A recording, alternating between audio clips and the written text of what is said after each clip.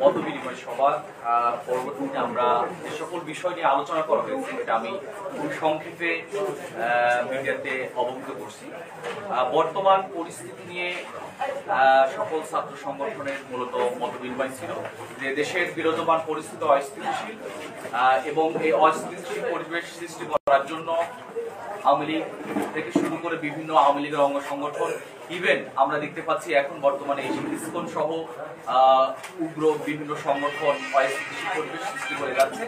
এই সকল ব্যাপারে ইসলামী ছাত্র শিবির এবং এখানে উপস্থিত প্রায় 34টি ছাত্র সংগঠন তারা একমত যে বাংলাদেশের যে কোনো প্রেক্ষাপটে যে কোনো পরিস্থিতিতে তারা এক হয়ে সেই সকল পরিস্থিতি ফেস করতে চাই এবং এর যৌক্তিক জবাব দিতে চাই।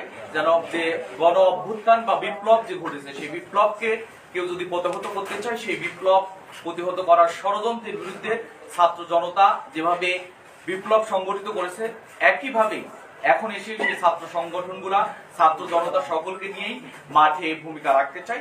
দ্বিতীয়ত যে বিষয়টি আজকে এই মত বিনিময়ে আলোচনা ছিল সেটা হলো ক্যাম্পাস পরিস্থিতি নিয়ে। আমরা দেখতে পাচ্ছি যে বিভিন্ন ক্যাম্পাসগুলা ছাত্রদের ভিতরে নিজস্ব কন্দল বা বিভিন্ন ষড়যন্ত্র চলমান আছে। এই সকল নিরসন নিয়ে আমরা কিভাবে কাজ করতে পারি সেই সকল বিষয় নিয়ে মূলত আমাদের আলোচনা করা হয় এবং গুরুত্বপূর্ণ একটি ইস্যু ছিল যে ছাত্র সংসদ নির্বাচন এবং দেশে ছাত্র রাজনীতি নিষিদ্ধ নয় বরং ছাত্র রাজনীতির সংস্কার করা এবং সেই সংস্কারটা কিভাবে হতে পারে তার প্রাথমিক আলোচনা বা মতামত আমরা পেয়েছি, আলোচনাগুলো আসছে এবং এ ব্যাপারে সকল ছাত্র সংগঠনগুলো একমত যে ছাত্র সংগঠন বা ছাত্র রাজনীতি নিষিদ্ধ নয় বরং সংস্কারের মধ্য দিয়ে ছাত্রদের পক্ষে ছাত্ররা যেটা চায় সেই সুন্দর পরিবেশ সৃষ্টি করার মধ্য দিয়ে মেধার বিকাশ ঘটানোর পরিবেশ সৃষ্টি করা এবং সকল ছাত্র সংগঠন ক্যাম্পাসে সহাবস্থান নিশ্চিত করার মধ্য দিয়ে একটা সুন্দর পরিবেশ বজায় রাখা, এরকম কিছু বিষয় নিয়ে আমাদের আলোচনা করা হয় এবং সেই সাথে গুরুত্বপূর্ণ আরেকটি বিষয় নিয়ে আজকের এই মত বিনিময়ে আলোচনা করা হয় সেটা হলো যে শিক্ষা সংস্কার। শিক্ষা ব্যবস্থার যে ত্রুটিগুলো আছে, আমাদের শিক্ষা ব্যবস্থা আধিপত্যবাদীদের অনুকূলে গড়ে উঠেছে এবং আমাদেরকে মেরুদণ্ডহীন হিসেবে গড়ার যে ষড়যন্ত্র করে আসা হয়েছে তার প্রতি উত্তরে শিক্ষা সংস্কার কেমন হতে পারে এবং যে শিক্ষার মধ্য দিয়ে আমরা একটি সমৃদ্ধ জাতি গঠন করতে পারবো সেই সকল বিষয় নিয়ে মূলত আজকের এই মত বিনিময়ে আলোচনা করা হয়। সর্বশেষ বৃহত্তর যে কোনো ইস্যুতে সকল ছাত্র সংগঠন এক, এ ব্যাপারে কারো কোনো দ্বিমত নেই এবং যদি বলি এই প্রজন্ম আওয়ামী ফ্যাসিবাদের বিরুদ্ধে এক, এ ব্যাপারে আমাদের ছাত্র সংগঠন এবং ছাত্র জনতার ভিতরে কোনো বিভেদ নেই। এই সকল বিষয় নিয়ে মূলত দীর্ঘ আলোচনা হয় এবং আমি যদি বলি আমাদের বর্তমান যে অবস্থা যাচ্ছে 24-এর যে আন্দোলন, 24-এর সেই আন্দোলনের যারা আহত হয়েছেন শহীদ হয়েছেন তাদের যদি সেই স্বপ্ন বাস্তবায়ন দেখতে চাই তাহলে ঐক্যবদ্ধভাবেই মাঠে আন্দোলন করার মধ্য দিয়েই আমাদেরকে পথ চলতে হবে এবং আজকে ছাত্র সংগঠনের 34টিরও বেশি ছাত্র সংগঠন আসছেন, তারা তাদের বিভিন্ন মতামত পেশ করেছেন যার মধ্য দিয়ে আমরা পরবর্তীতে আরো আলোচনার মাধ্যমে যেন সমৃদ্ধ বাংলাদেশ, ফ্যাসিবাদ মুক্ত বাংলাদেশ, দাসত্বের করাল গ্রাসে যে ঘিরে রাখা যে বাংলাদেশ সেই বাংলাদেশ আমরা যেন দাসত্ব মুক্ত বাংলাদেশ গঠন করতে পারি, এরকম সকল বিষয় নিয়ে মূলত আজকে আমাদের সকল ছাত্র সংগঠনের প্রতিনিধিরা কথা বলেছেন। সবাইকে ধন্যবাদ এবং এটা আলোচনাটা সবসময় আরো অব্যাহত থাকবে এবং বৈষম্য বিরোধী ছাত্র আন্দোলনের দায়িত্বশীল যারা আছেন স্পেশালি হাসান আব্দুল্লাহ ভাই আসছেন তারা সহ রেগুলারই আমাদের এই ধরনের মিটিং অব্যাহত থাকবে বলেও আমরা আলোচনা করেছি এবং মোটামুটি সবাই একমত পোষণ করেছি। মঞ্জুর ভাই, সম্ভবত এই 5-এর পট পরিবর্তনের পরে এটাই আপনাদের ছাত্র সংগঠনকে নিয়ে প্রথম বসা কোনো প্ল্যাটফর্ম মনে হলো যে একসাথে করে এই ধরনের হয়েছে কিনা আমার জানা নেই আপাতত। বিষয়টা হলো যে এখন আমরা যে উদ্ভূত পরিস্থিতিতে আমরা দেখছি যে ছাত্রদের মধ্যে কিছু ধরনের বিভাজন সৃষ্টি হয়েছে, বিভিন্ন কলেজ গ্রুপ উপগ্রুপ হয়ে কিছু ধরনের কোন্দলের ঘটনা আমরা পেয়েছি। বিভিন্ন ক্যাম্পাসে আমরা দেখছি যে আধিপত্য নিয়েই সংঘর্ষের ঘটনাও ঘটছে, দখল বেদখল। এইসব নিয়ে আসলে আপনারা কিভাবে কাজ করবেন এবং আপনারা এই ছাত্র সংহতি যে কর্মসূচি বৈষম্য থেকে দেওয়া হয়েছে তো সেখানে আপনারা একসাথে কোনো কর্মসূচি করবেন কিনা নাকি আপনারা যেমন এককভাবে কর্মসূচি দিয়েছেন সেভাবেই চালিয়ে যাবেন? আপনাদের অবস্থা আছে। প্রথম হলো যে ছাত্র সপ্তাহব্যাপী যে ছাত্র সংহতি যে কর্মসূচি ছাত্র শিবির সেটা আমরা শুরু করেছে এবং আমরা আজকে গতকালকে এবং রেগুলার সপ্তাহব্যাপী আমাদের কর্মসূচি আছে যেগুলো আমরা রেগুলারই আমাদের স্টেটমেন্ট দেওয়ার মধ্য দিয়ে জানিয়ে দিচ্ছি। আমরা গতকালকে জুলাই 24-এর হত্যাকাণ্ডের বিচারের দাবিতে মহানগর বা সিটি পর্যায়ে বিভাগীয় শহরগুলোতে আমরা কর্মসূচি পালন করেছি, বিক্ষোভ মিছিল সমাবেশ, এবং আমাদের এই কর্মসূচি অব্যাহত থাকবে। আর ক্যাম্পাসগুলোতে যে ছাত্রদের বিভিন্ন বিভেদ তৈরি হচ্ছে এর সমাধান হতে পারে খুব দ্রুতই যদি ছাত্র সংসদ নির্বাচন হয় এবং যারা ছাত্রদের দাবির কথা, তাদের অধিকারের কথা ছাত্র প্রতিনিধিদের কাছে গিয়ে বলতে পারবে।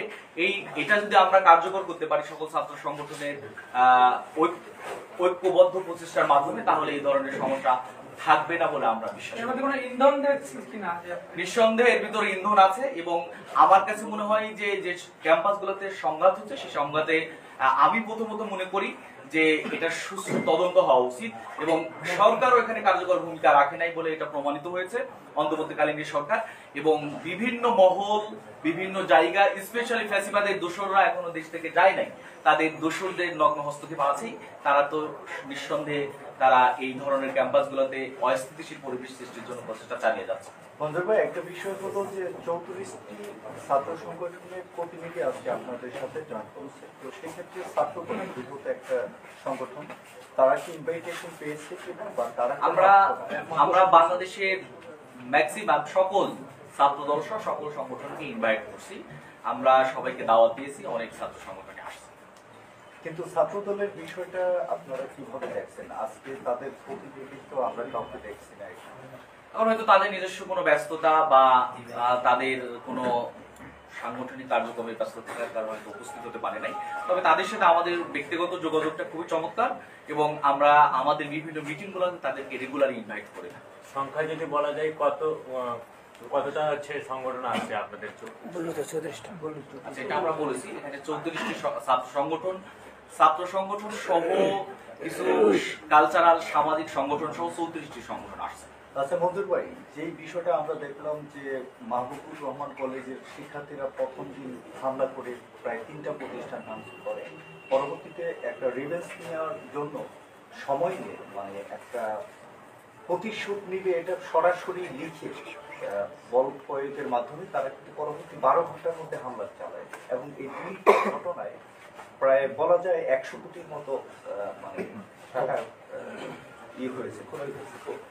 আইন শৃঙ্খলা বাহিনী সরকারের পাশাপাশি এটার অন্যান্য ছাত্র সংগঠনের পাশাপাশি আপনারাও কি এটার দায় এড়াতে পারেন কিনা, যেহেতু ছাত্র সংগঠনের এবং শিক্ষা প্রতিষ্ঠানের সাথে এটা প্রথম হলো যে ছাত্র শিবির তো নিয়মতান্ত্রিক ছাত্র সংগঠন, তারা তাদের নিজস্ব কার্যক্রম পরিচালনা করে থাকে। ছাত্র সংগঠন হিসেবে আমরা আমাদের পক্ষ থেকে সর্বোচ্চ চেষ্টা করেছি। আমরা বিভিন্ন যদি বলি সরকারের বিভিন্ন ঊর্ধ্বতন কর্মকর্তা এবং প্রশাসনের সাথে আমরা যোগাযোগের চেষ্টা করেছি। এই পরিস্থিতি যেটা তারা ঘোষণা দিয়ে আসছে, এই পরিস্থিতিতে তারা যেন ভূমিকা রাখতে পারে এবং কোনো অস্থিতিশীল পরিস্থিতি বা হত্যাকাণ্ড বা দুর্ঘটনামূলক কোনো ঘটনা না ঘটে। এক্ষেত্রে আমরা এতটুকু বলতে পারি ইসলামী ছাত্র শিবির তার জায়গা থেকে সর্বোচ্চ চেষ্টা করেছে যেন এই ধরনের পরিস্থিতি সৃষ্টি না হয়। আর এটার দায়িত্ব আমি এই মুহূর্তে এসে বলতে পারি যে এই ধরনের যে ঘটনা ঘোষণা দিয়ে করা হচ্ছে, যেহেতু একটা সরকার আছে, মূলত এই দায়িত্বটা সরকারকে নেওয়া উচিত। কারণ সরকার নিরাপত্তা দিবে ছাত্রদের, সরকার নিরাপত্তা দিবে ক্যাম্পাসে, সরকার জনগণের নিরাপত্তা দিবে। এই জায়গায় কিছুটা বিঘ্ন করছে বলে আমি মনে করি। হাসনাত আব্দুলের কাছে আমার একটা প্রশ্ন আছে যে আপনাদের এই যে জুলাই বিপ্লবের আপনারা অন্যতম স্টেক হোল্ডার, আপনাদের দাবি ছিল যে ক্যাম্পাস ভিত্তিক যে ছাত্র সংসদের কথা বলেছেন, কিন্তু এখনো তার সেই পর্যায়ে কোনো উদ্যোগ আছে কিনা কিংবা অনেকেরই অনীহা দেখা যাচ্ছে। আজকে আপনারা যে ছাত্র সংগঠনগুলোর সাথে বসেছেন ইস্টাবলিশমেন্ট, তাদেরও অনেকের অনীহা কিংবা সেই ধরনের কালক্ষেপণের বিষয়টা আছে, আপনারা কিভাবে দেখছেন বিষয়টা একটু বলুন।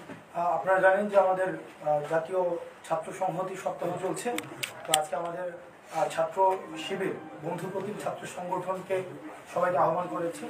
আমি আসসাদ আব্দুল্লাহ বৈষম্যবিরোধী ছাত্র আন্দোলনের পক্ষ থেকে আসছি। আমরা ক্রিয়াশীল কোনো ছাত্র সংগঠন না, আমরা হচ্ছে এই জুলাই গণঅভ্যুত্থানে যে ব্যানারের নেতৃত্ব হয়েছে সবার অংশগ্রহণে, ছাত্র জনতার অংশগ্রহণ, ক্রিয়াশীল ছাত্র সংগঠনগুলোর অংশগ্রহণে, বাট যে ব্যানারের নেতৃত্ব হয়েছে সেটির প্রতিনিধি হিসেবে আমি আসছি।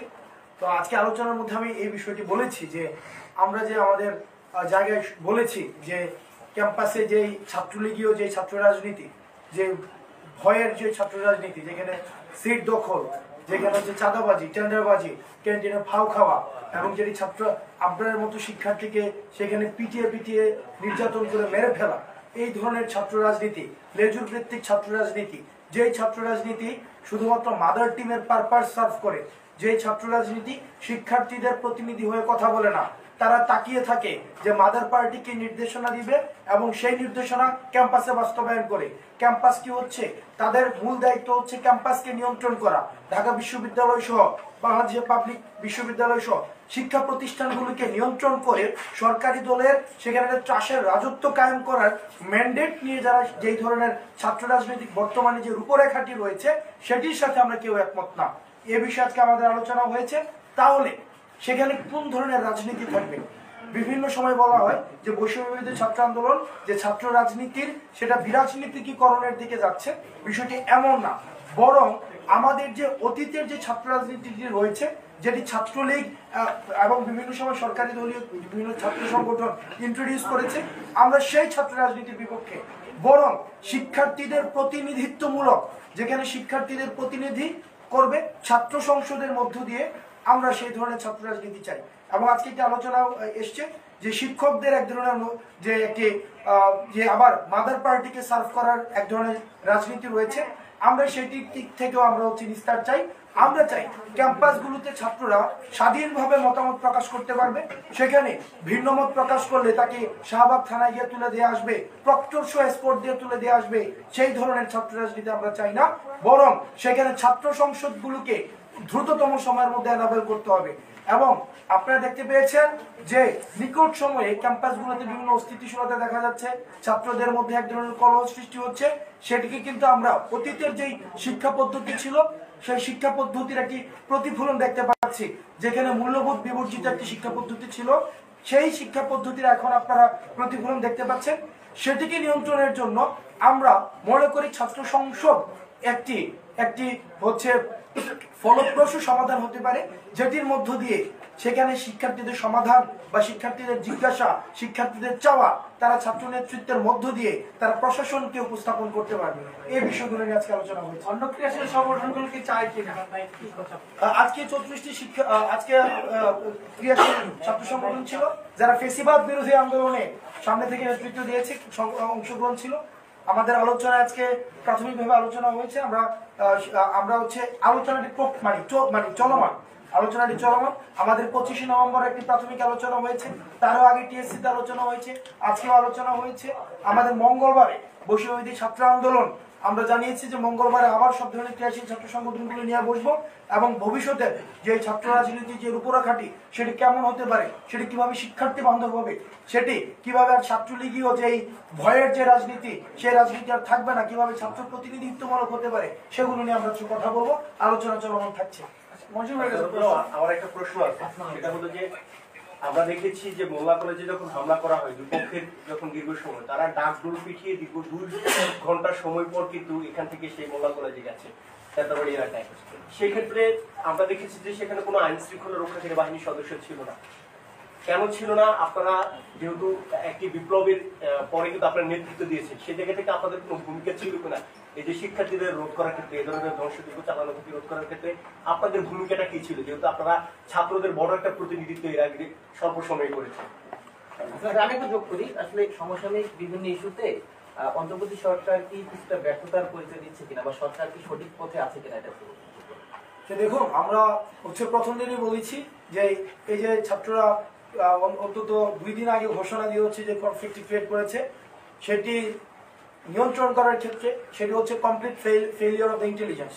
আমরা দেখেছি বিগত সময়গুলোতে আমরা সাইন ল্যাঙ্গুয়েজ ব্যবহার করে করে আমাদের কর্মসূচি দিতে হতো, সাইন ল্যাঙ্গুয়েজ, কিন্তু তারা তখন ইন্টেলিজেন্স উইং জেনে যেত এখানে যারা রয়েছেন সবাই হচ্ছে নির্যাতিত নিপীড়িত গত 16 বছর ধরে। আমরা দেখেছি যে কিভাবে হচ্ছে কর্মসূচি দিতে হয়, সাইন ল্যাঙ্গুয়েজ ব্যবহার করতাম যে আগামীকাল ওই জায়গায় কর্মসূচি হবে, আগামীকাল সেই জায়গায় কর্মসূচি হবে, তাও সেটা ইন্টেলিজেন্স উইং জেনে যেত। কিন্তু এখন 2 দিন আগে ফেসবুকে ঘোষণা দিয়েছে, সেই জায়গায় ইন্টেলিজেন্স উইং এর একটা ইনঅ্যাক্টিভিটি আমরা দেখতে পেয়েছি, যেটাকে আমরা ফেলিওর হিসেবে আমরা চিহ্নিত করেছি। 2 নম্বর বিষয় সেটা হচ্ছে আমাদের কর্মসূচিটি কি ছিল বা পদক্ষেপটি কি ছিল সেটাকে মিটিগেট করার ক্ষেত্রে আমরা সেখানের প্রতিনিধিদেরকে ডেকে নিয়ে এসে আমরা কথা বলেছি, তারা আমাদেরকে বলেছে তারা হচ্ছে শুধুমাত্র তাদের দাবি দিবে, এই ধরনের মব ক্রিয়েট করবে। এই বিষয়গুলোকে আমরা এড়িয়ে যাওয়ার জন্য আমাদের জায়গা থেকে আমরা সর্বোচ্চ আহ্বান জানিয়েছি। সর্বশেষ বিষয় আমি একটি জিনিস বলতে চাই, সেটা হচ্ছে আমাদের সুশীল সমাজ যারা রয়েছে, আমাদের টকশোজীবী কিছু মানুষ রয়েছে, তাদেরকে আমি একটা বিষয় বলতে চাই যে তাদের একটা বিষয় আছে, তারা আওয়ামী লীগে পছন্দ করে না, তারা ছাত্রলীগে পছন্দ করে না, জামাতে পছন্দ করে না, বিএনপি পছন্দ করে না, তারা কাউকে পছন্দ করে না। তারা হচ্ছে কি যেই আসে তাদের মূল কাজটাই হচ্ছে যেই থাকবে তাকে শুধুমাত্র সমালোচনা করা। যেমন ভুল ধরাই দেবে না, ভুল তাদের না, আমি বলছি সেটা অবশ্যই, কারণ গণতন্ত্রে এটাই হচ্ছে সৌন্দর্য। কিন্তু ভুল ধরানো এবং এপ্রিসিয়েট করা দুইটার মধ্যে পার্থক্য রয়েছে। আপনি ভুল ধরানোর সাথে সাথে আপনি যতটুকু ভুল ধরাচ্ছেন আপনার এপ্রিসিয়েশনের ততটুকু উদারতা থাকা উচিত। দেখেন কিছু কিছু টকশোজীবীর মূল কাজটি হচ্ছে সেখানে তারা কাউকে সহ্য করতে পারে না। আমরা বৈষম্যবিরোধী ছাত্র আন্দোলন যদি এই যে কোনো কিছু মিটিগেট করতে যাই তখন তাদের হচ্ছে কথা যে এখন আইন শৃঙ্খলা বাহিনী রয়েছে, আইন শৃঙ্খলা রক্ষাকারী বাহিনী হচ্ছে, এখন তাদের কাজটা কি। আবার যদি না যাই তখন হচ্ছে কি যেহেতু তারা যাচ্ছে না কেন, তারা তো আন্দোলনটা করেছে, এখন তাদের কারণে এই সংঘর্ষগুলো হচ্ছে। এখন সেই জায়গাতে আমাদের যারা হচ্ছে সুশীল সমাজ রয়েছে, যারা আমাদেরকে দিক নির্দেশনা দেয়, তাদের কাছ থেকে আমরা যেটাকে আমরা বলি যে আমরা গঠনমূলক সমালোচনা প্রত্যাশা করি। কেউ সমালোচনার ঊর্ধ্বে না, কিন্তু আমরা চাই তারা আমাদের অভিভাবক, তারা হচ্ছে আমাদের বুদ্ধিকে তারা প্রতিনিধিত্ব করে, সেই জায়গা থেকে আমরা গঠনমূলক সমালোচনা প্রত্যাশা করি। শুধুমাত্র সমালোচনার জন্য সমালোচনা অথবা শুধুমাত্র অ্যান্টি এস্টাবলিশমেন্টে প্রাসঙ্গিক থাকার জন্য সমালোচনা, এটি ইতিবাচক কোনো ধরনের পরিবর্তন আনে না, বরং এটি শুধুমাত্র ঘটনা প্রবাহকে, সেটি শুধুমাত্র হচ্ছে এক ধরনের প্রাসঙ্গিকতাকে শুধুমাত্র টেনে নিয়ে যায়। আরেকটি বিষয়, এখানে গণমাধ্যমের কর্মীরা যারা রয়েছেন আপনাদের কাছে বিনীতভাবে অনুরোধ করব বস্তুনিষ্ঠ সংবাদ পরিচালনা করার জন্য। যে ইসকনের যে ঘটনাটি ঘটেছে সেখানে দেখেন, এখানে অনেক মিডিয়াতে আমরা দেখেছি যে এখানে বলা হয়েছে যে হিন্দু ভেবে তাকে আক্রমণ করে হচ্ছে মেলে ফেলা হয়েছে। এটা কিন্তু বিশ্ব দরবারে এক ধরনের নেতিবাচক এক ধরনের বার্তা পৌঁছায় যে বাংলাদেশে এমন একটি পরিবেশ তৈরি হয়েছে যেখানে হিন্দু ভাবলে মানুষকে মেরে ফেলা হচ্ছে। তো আমি আপনাদের কাছে প্রত্যাশা করব এই পুরো অভ্যুত্থানে আপনাদের যে নিরলস পরিশ্রম, সেই পরিশ্রমকে আমরা সবসময় কৃতজ্ঞতা ভরে স্মরণ করি, কিন্তু একই সাথে সাথে আপনাদের দায়িত্ব অনেক বেড়ে গিয়েছে। আপনাদের কাছে আমাদের আহ্বান থাকবে যেন বস্তুনিষ্ঠ আপনাদের যে সংবাদ পরিচালনা করেন, যাতে করে ফ্যাক্টটা উঠে আসে, মানুষ যেন সঠিক তথ্যটা পায় এবং সেই অনুযায়ী যেন তার সিদ্ধান্ত গ্রহণ করে। আপনার একটা রেলিভেন্ট প্রশ্ন, যে সকল মিডিয়া যারা ফেক নিউজগুলো বাংলাদেশে থেকে 5 আগস্টের পরিবর্তিত বাংলাদেশে এখনো কন্টিনিউ করে যাচ্ছে, ওই সকল মিডিয়া হাউসের সাথে আপনারা ফেক নয় মানে পারস্পরিকভাবে বসে তাদের সাথে কোনো আপনারা বোঝাপড়া করছেন কিনা যে ভবিষ্যতে তারা এই ভুলগুলো আর করবে কিনা? দেখেন, গণমাধ্যমের স্বাধীনতায় এই সরকার সবচেয়ে উদারতার পরিচয় দিচ্ছে নিকটতম সময়ের মধ্যে। আপনারা দেখেছেন যে শুধুমাত্র বঙ্গবন্ধুর 15 আগস্টে কালো ব্যাজ না লাগানোর জন্য বা তাকে স্মরণ করানোর জন্য শিক্ষককেও কিন্তু কারাগারে যেতে হয়েছে। সেখানে কোনো ধরনের বাক স্বাধীনতা, যেটা সেখানে মত প্রকাশের স্বাধীনতা ছিল, তবে সেটা সহমত প্রকাশের স্বাধীনতা, দ্বিমত প্রকাশের কিন্তু স্বাধীনতা ছিল না। কিন্তু এই অন্তর্বর্তীকালীন সরকারের অনেক সীমাবদ্ধতা রয়েছে, সেগুলো নিয়ে আমরা কথাবার্তা বলেছি। দ্রব্যমূল্যের ঊর্ধ্বগতি, সেখানে আইন শৃঙ্খলার অবনতি, সেখানে আহতদের চিকিৎসার বিষয়ে সীমাবদ্ধতা, কথা আমরা এগুলো অনেক বলেছি। কিন্তু এই অন্তর্বর্তীকালীন সরকারের সবচেয়ে উদারতার জায়গাটি, বা যেটি হওয়া উচিত, আমি বলবো না এটা উদারতা, এটি হওয়া উচিত, প্রকৃত গণতন্ত্রে এটি হওয়া উচিত। আপনাকে আমি যেমন গালি দেওয়ার অধিকার থাকবে, ঠিক একইভাবে তালি দেওয়ার অধিকার থাকবে। এই জায়গাটি একটি সরকারের চাপিয়ে দেওয়া, বা সরকার বা আমরা বৈষম্যবিরোধী ছাত্র আন্দোলন বা বিভিন্ন রাজনৈতিক সংগঠন তাদেরকে যতটা না বুঝিয়ে দেওয়া, তখন সেটা হয়ে যাবে কি আমরা সাংবাদিকতা শেখাচ্ছি বা আমরা সাংবাদিকতাকে লুকেট করে দিচ্ছি। বিষয়টা এমন না, বরং সাংবাদিকতার পেশাদারিত্বের জায়গা থেকে তাদেরই এই উপলব্ধি বুঝতে আসা উচিত যে একটি সাংবাদিকতা বা সংবাদ মাধ্যম যেহেতু সমাজের প্রতিনিধিত্ব করে, রাষ্ট্রের প্রতিনিধিত্ব করে, সুতরাং তাদের বোঝা উচিত যে শুধুমাত্র ফ্যাক্টকে যেন তারা তুলে ধরে, কোনো ব্যক্তি বা কোনো দলের যেন পারপাস তারা যেন সার্ভ না করে, এটি আমাদের জায়গা থেকে উদাত্ত আহ্বান থাকে। Thank you.